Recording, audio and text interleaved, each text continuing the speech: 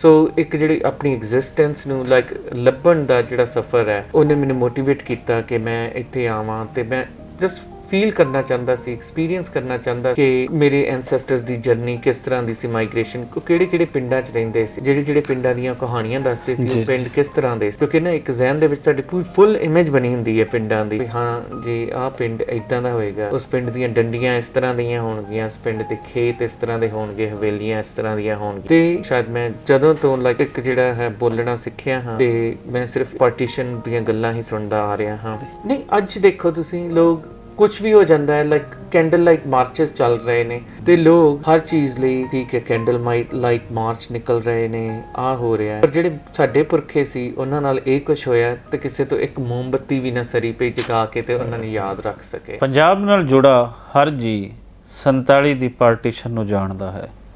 ਲੇਕਿਨ ਬੜੇ ਘੱਟ ਲੋਕ ਹਨ ਜਿਹੜੇ ਇਸ ਦੇ ਪੂਰੇ ਦੁਖਾਂਤ ਨੂੰ ਜਾਣਦੇ ਹਨ,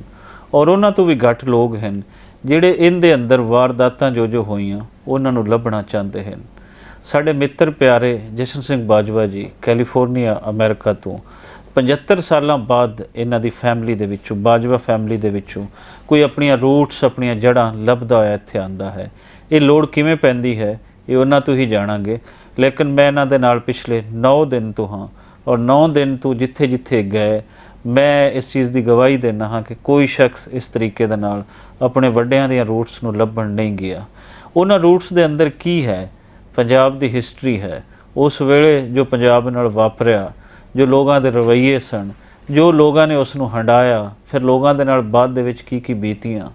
ਇਹ ਸਾਰਾ ਕੁਝ ਇਹਨਾਂ 9 ਦਿਨ ਦੇ ਸਫ਼ਰ ਦੇ ਵਿੱਚ ਇਹ ਸ਼ਾਮਿਲ ਹੋਏਗਾ। ਇੱਕ ਦਿਨ ਕਰਕੇ ਤੁਹਾਡੇ ਨਾਲ ਇਹਨਾਂ ਦਾ ਸਫ਼ਰ ਅਸੀਂ ਸਾਂਝਾ ਕਰਦੇ ਰਹਾਂਗੇ, ਲੇਕਿਨ ਇਸ ਤੋਂ ਪਹਿਲੇ ਇਹਨਾਂ ਤੋਂ ਜਾਣਾਂਗੇ ਕਿ ਇਸ ਸਫ਼ਰ ਦਾ ਮੁੱਢ ਕਿਵੇਂ ਬੱਝਿਆ ਔਰ ਇਹਨਾਂ ਨੇ ਪਾਕਿਸਤਾਨ ਆ ਕੇ, ਔਰ ਪਾਕਿਸਤਾਨ ਆਉਣ ਦੇ ਇਹਨਾਂ ਨੂੰ ਕਿਹਨਾਂ ਨੇ ਹਲਾਸ਼ੇਰੀ ਦਿੱਤੀ, ਔਰ ਪਾਕਿਸਤਾਨ ਆ ਕੇ ਇੱਕ ਦਿਨ ਕਿੰਜ ਗੁਜ਼ਾਰਿਆ।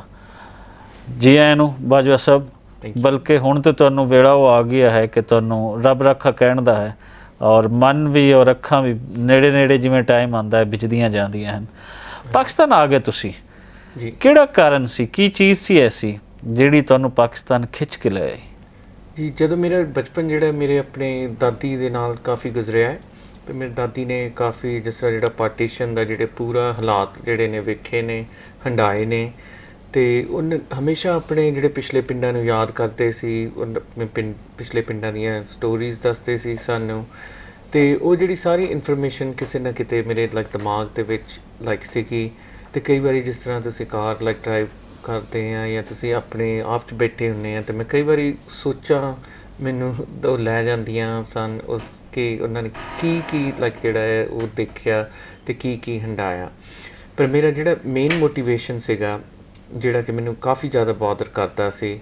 ਕਿਉਂਕਿ ਮੇਰੇ ਐਂਸੈਸਟਰਸ ਤੋਂ ਜਿਸ ਤਰ੍ਹਾਂ ਮੈਂ ਸੁਣਿਆ ਹੈ ਭਈ ਉਹਨਾਂ ਨੇ ਕਾਫੀ ਜਿੱਦਾਂ ਮੁਸ਼ਕਿਲ ਟਾਈਮ ਸੀ ਕਿਉਂਕਿ ਜਿਹੜਾ 1947 ਕੋਈ ਬਹੁਤ ਛੋਟਾ ਇਵੈਂਟ ਨਹੀਂ ਸੀ, ਇਹ ਕੋਈ ਬਹੁਤ ਲਾਰਜ ਸਕੇਲ ਦਾ ਇਵੈਂਟ ਸੀਗਾ। ਤੇ ਇਹ ਇਵੈਂਟ ਨੂੰ ਹਿਸਟਰੀ ਨੇ ਜਸਟਿਸ ਨਹੀਂ ਕੀਤਾ ਕਿ ਹਿਸਟਰੀ ਜ਼ਰੂਰੀ ਨਹੀਂ ਕਿ ਹਮੇਸ਼ਾ ਅੱਛੀ ਹੀ ਹੋਵੇ ਜਾਂ ਖਰਾਬ ਹੀ ਹੋਵੇ। ਹਿਸਟਰੀ ਜਿਹੜੀ ਹੈ ਹਮੇਸ਼ਾ ਸੱਚਾਈ ਦੀ ਬੁਨਿਆਦ 'ਤੇ ਹੋਣੀ ਚਾਹੀਦੀ ਹੈ, ਤੇ ਜੋ ਵੀ ਕੁਝ ਹੋਇਆ ਲਾਈਕ ਉਹ ਡਾਕੂਮੈਂਟ ਹੋਣਾ ਐਟਲੀਸਟ ਜਿਹੜਾ ਹੈ ਬਹੁਤ ਜ਼ਰੂਰੀ ਹੈ। ਕਿਉਂਕਿ ਜੇ ਤੁਸੀਂ ਪਾਰਟੀਸ਼ਨ ਦੇਖਦੇ ਆ ਐਟਲੀਸਟ ਜਿਹੜੇ as per official estimates like almost like ਜਿਹੜੇ 2 ਮਿਲੀਅਨ ਲੋਕ ਨੇ ਉਹਨਾਂ ਨੂੰ ਆਪਣੇ ਘਰ-ਬਾਰ ਛੱਡ ਕੇ ਤੇ ਕੁਝ ਪਤਾ ਨਹੀਂ ਉਹ ਕਿੱਥੇ ਜਾ ਰਹੇ ਨੇ, ਕੀ ਉਹਨਾਂ ਨਾਲ ਵਾਪਰਨ ਵਾਲੀ ਹੈ। ਤੇ ਆਲਮੋਸਟ ਉਹ ਜਿਹੜੇ ਆਲਮੋਸਟ ਲਾਈਕ 20 ਮਿਲੀਅਨ ਐਕਚੁਅਲੀ ਲੋਕੀ 20 ਮਿਲੀਅਨ, ਸੋ 20 ਮਿਲੀਅਨ ਲੋਕੀ ਜਿਹੜੇ ਨੇ ਆਪਣਾ ਘਰ-ਘਾਟ ਜਿਹੜਾ ਛੱਡ ਕੇ ਉਹ ਇੱਕ ਬਿਲਕੁਲ ਅਣਜਾਣ ਸਫ਼ਰ 'ਤੇ ਜਾ ਰਹੇ ਨੇ ਕਿ ਉਹਨਾਂ ਨੂੰ ਕੋਈ ਪਤਾ ਨਹੀਂ ਪਈ ਉਹ ਸਫ਼ਰ ਦੀ ਮੰਜ਼ਿਲ ਕੀ ਹੈ, ਉਹਨਾਂ ਨਾਲ ਕੀ ਅੱਗੇ ਹੋਵੇਗਾ। ਤੇ ਬਹੁਤ ਦੁੱਖ ਵਾਲੀ ਗੱਲ ਇਹ ਹੈ ਕਿ ਉਹ 20 ਮਿਲੀਅਨ 'ਚੋਂ 2 ਮਿਲੀਅਨ ਲੋਕੀ ਨੇ ਜਿਹੜੇ ਉਹ ਨਹੀਂ ਪਹੁੰਚ ਪਾਉਣਗੇ ਜਿਹੜੇ ਉਹਨਾਂ ਦਾ ਫਾਈਨਲ ਡੈਸਟੀਨੇਸ਼ਨ ਹੈ, ਕਿਉਂਕਿ ਇੱਕ ਜਿਹੜੀ ਲਕੀਰ ਖਿੱਚ ਦਿੱਤੀ ਗਈ ਪੰਜਾਬ ਦੇ ਦਰਮਿਆਨ ਜਿਸ ਨੂੰ ਕਿ ਰੈੱਡ ਕਲਿਫ ਲਾਈਨ ਕਿਹਾ ਜਾਂਦਾ ਹੈ। ਮੇਰੇ ਦਿਲੋਂ ਤੇ ਮੇਰੇ ਲਈ ਤੇ ਪੰਜਾਬ ਇੱਕੋ ਹੀ ਹੈ, ਭਾਵੇਂ ਚੜ੍ਹਦਾ ਹੋਵੇ ਜਾਂ ਫਿਰ ਲਾਈਕ ਲਹਿੰਦਾ ਪੰਜਾਬ ਹੋਵੇ, ਪਰ ਹਾਂ ਅੰਗਰੇਜ਼ ਨੇ ਇੱਕ ਲਕੀਰ ਜ਼ਰੂਰ ਖਿੱਚੀ ਜਿਸ ਨੂੰ ਕਿ ਰੈੱਡ ਕਲਿਫ ਲਾਈਨ ਕਿਹਾ ਜਾਂਦਾ ਹੈ। ਤੇ ਜਿਸ ਤਰ੍ਹਾਂ ਅੰਗਰੇਜ਼ ਲਾਈਕ ਡਿਸਕ੍ਰਾਈਬ ਕਰਦਾ ਹੈ ਭਈ ਜਿਹੜੇ ਕੁਝ ਲੋਕ ਸਨ ਜਿਹੜੇ ਰੈੱਡ ਕਲਿਫ ਲਾਈਨ ਦੇ ਗਲਤ ਪਾਸੇ ਸਟਕ ਹੋ ਗਏ ਕਿ ਹਾਲਾਂਕਿ ਇਹ ਨਹੀਂ ਦੱਸਿਆ ਗਿਆ ਵੀ ਉਹ ਸੈਂਚੁਰੀਜ਼ ਤੋਂ ਲਾਈਕ ਉਸ ਏਰੀਏ ਦੇ ਵਿੱਚ ਰਹਿ ਰਹੇ ਸਨ ਬਟ ਸਡਨਲੀ ਇੱਕ ਦਿਨ ਆਉਂਦਾ ਹੈ ਵੀ ਉਹ ਰੈਡ ਕਲਿਫ ਲਾਈਨ ਦੇ ਗਲਤ ਪਾਸੇ ਜਿਹੜੇ ਨੇ ਉਹ ਰਹਿ ਗਏ ਅਤੇ ਉਹਨਾਂ ਨੂੰ ਇਹ ਜਿਹੜੀ ਮਾਈਗ੍ਰੇਸ਼ਨ ਦੀ ਜਰਨੀ ਹੈ ਇਹ ਜਿਹੜੀ ਹੈ ਕ੍ਰਾਸ ਕਰਨੀ ਪੈਣੀ 20 ਮਿਲੀਅਨ ਲੋਕ ਉੱਜੜ ਗਏ ਜਿਹਨੂੰ ਕਹਿੰਦੇ ਨੇ ਵੀ ਉਜਾੜੇ ਪੈ ਗਏ 2 ਮਿਲੀਅਨ ਬੰਦਾ ਜਿਹੜਾ ਆ ਉਹ ਸ਼ਾਇਦ ਹੈ ਵੀ ਨਹੀਂ ਕਿ ਉਹ ਆਪਣੀ ਜਿਹੜੀ ਕਹਾਣੀ ਦੱਸ ਸਕੇ ਕਿ ਇਹ ਵੀ ਦੱਸ ਸਕੇ ਕਿ ਅੱਜ ਕੱਲ੍ਹ ਕਿ ਉਹਨਾਂ ਨਾਲ ਕੀ ਕੀ ਵਾਪਰਿਆ ਕਈ ਟੱਬਰਾਂ ਦੇ ਟੱਬਰ ਜਿਹੜੇ ਆ ਮਾਰੇ ਗਏ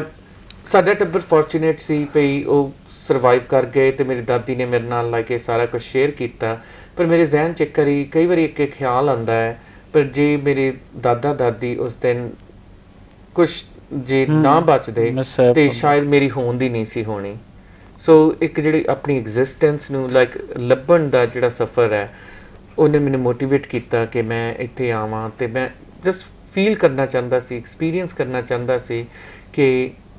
ਮੇਰੇ ਐਨਸੈਸਟਰਸ ਦੀ ਜਰਨੀ ਕਿਸ ਤਰ੍ਹਾਂ ਦੀ ਸੀ ਮਾਈਗ੍ਰੇਸ਼ਨ ਕਿਹੜੇ ਕਿਹੜੇ ਪਿੰਡਾਂ 'ਚ ਰਹਿੰਦੇ ਸੀ ਜਿਹੜੇ ਪਿੰਡਾਂ ਦੀਆਂ ਕਹਾਣੀਆਂ ਦੱਸਦੇ ਸੀ ਉਹ ਪਿੰਡ ਕਿਸ ਤਰ੍ਹਾਂ ਦੇ ਸੀ ਕਿਉਂਕਿ ਨਾ ਇੱਕ ਜ਼ਹਿਨ ਦੇ ਵਿੱਚ ਸਾਡੀ ਪੂਰੀ ਫੁੱਲ ਇਮੇਜ ਬਣੀ ਹੁੰਦੀ ਹੈ ਪਿੰਡਾਂ ਦੀ ਕਿ ਉਹ ਨਿੱਕੀਆਂ ਨਿੱਕੀਆਂ ਗੱਲਾਂ ਦੱਸਦੇ ਨੇ ਅਤੇ ਤੁਸੀਂ ਇੱਕ ਇਮੇਜ ਬਣਾ ਲੈਂਦੇ ਵੀ ਹਾਂ ਜੇ ਆਹ ਪਿੰਡ ਇੱਦਾਂ ਦਾ ਹੋਏਗਾ ਉਸ ਪਿੰਡ ਦੀਆਂ ਡੰਡੀਆਂ ਇਸ ਤਰ੍ਹਾਂ ਦੀਆਂ ਹੋਣਗੀਆਂ ਉਸ ਪਿੰਡ ਦੇ ਖੇਤ ਇਸ ਤਰ੍ਹਾਂ ਦੇ ਹੋਣਗੇ ਹਵੇਲੀਆਂ ਇਸ ਤਰ੍ਹਾਂ ਦੀਆਂ ਹੋਣਗੀਆਂ